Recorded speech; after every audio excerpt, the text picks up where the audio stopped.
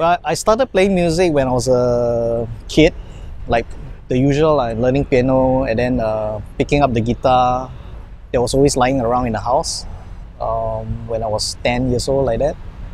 But seriously, playing in bands and all that, I was probably in my mid-teens. I was about 19 when I started the Oddfellows. It was 87 was when I met drummer Casey, and we wanted to form a band. And the lineup was completed in 1988, early part of 88, when Steven joined on bass. Yeah, and we played our first show in June 1988 at the Singapore Botanic Gardens. Yeah, we released an EP called Mile shortly after our first gig, later part of 1988. And after that, we played our second show at the end of the year at the Rediffusion Auditorium, organized by Chris Ho. I would say the indie scene was very young at that time, but at the same time, it was very exciting to know that there are bands out here, you know, who are doing, I would say, non-mainstream music, you know, a bit edgy, a bit raw, and doing original music. You know, that was what was exciting for me. There wasn't much happening in the 80s, you know. Of course, yeah, we do get some compilations here and there, like the Class X 1 and 2, and a few other compilations. But mainly they were featuring Pop X, you know, and Pop X. Nothing wrong with them, but that was the scene then, you see. But there was something else happening beneath all that, which was what I was really interested in, you know. Because, I mean, in America, there was college rock, there was the underground scene. In Britain, there was the indie scene, you know, with bands like the Smiths, Lloyd Cole and all that. In America, we had Pixies, Sonic Youth, Husker Du and all that. So, and this music was basically under the radar on mainstream radio in Singapore. And we didn't have the internet, you know, it was difficult to find out about bands like that.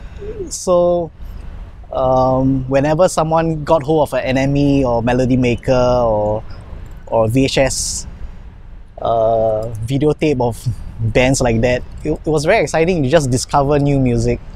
Yeah.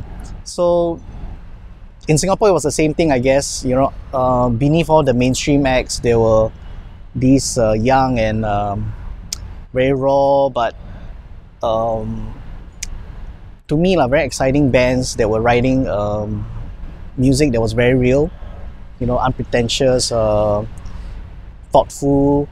You could just sense something happening, you know. One of the milestones for me was the Nothing on the Radio cassette that was released in 1986 by Big O Fanzine.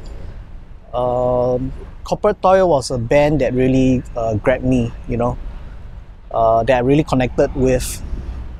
And then the following year in 87, Big O organized their first gig called No Surrender at Anywhere pub that had Corporate Toil, Opposition Party, Zircon Lounge, the No Names. And it was just a mind-blowing experience, you know, just watching all these bands. And from that gig, the No Names was the one that really blew me away, you know, and I became a big fan. I will stalk them, you know, I will find out where they were jamming and I would just go to their jam. And that's how I got to know them. And subsequently, Vincent joined the Oddfellows and Nizam also played drums for the Oddfellows. Yeah, it was bands like that really inspired me, you know. After Nothing on Radio came out, Corporate Toil came out with their own DIY release. It was on a cassette-only release and it was called EP, but it was actually a full-length album. And that really inspired me because it was like, hey, you don't need a major label to, you know, you don't need a major label to sign you up before you release your own music, you know.